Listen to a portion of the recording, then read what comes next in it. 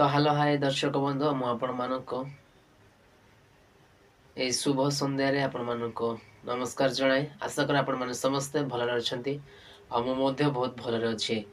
तो दर्शक बंधु मु आज आपण मानक कोनोसी ब्लॉगिंग वीडियो को मु आज बनाउ नाही। आज मु गोटे स्पेशल आ गोटे न्यूज नै के आसी अछि जो न्यूज के आ गोटे दुखर न्यूज आमे देखुछु आपण माने थंबनेल रे देखिले जे जड़े स्कूल बालक तार बयस हूँ 12 वर्ष ता नाम हूँ बद्री प्रधान बापा को नाम हूँ सुशांत प्रधान आ ग्राम हूँ बालीगड़ा आ जिला कंधमाल आ से टियांगिया हॉस्टल रे रही पाठ पढ़ुथिले आ किछि 2 मास हला से हॉस्टल रे से हजि जाइछन्ति तांकर किछि ए पर्यंत कोनोसी खबर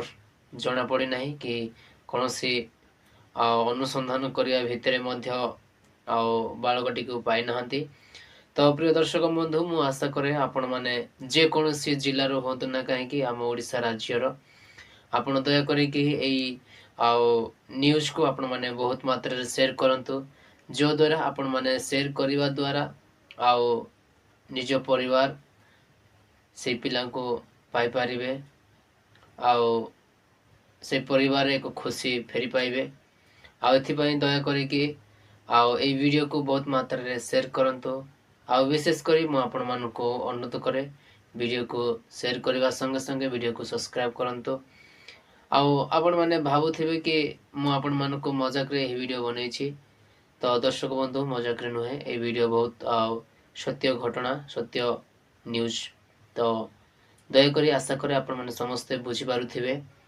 आशा करे से परिवार को आपण माने भल पाइबा देबे से परिवार को आपण माने जदि जे कोनोसी स्थान रे से पिला को देखिबे तो आपण माने दया करी कि हम चैनल रे कमेंट माध्यम द्वारा जणैले आ माने से परिवार को तुरंत माने खबर रे जणैबो। तो रहिली दर्शक बंधु समस्त को नमस्कार।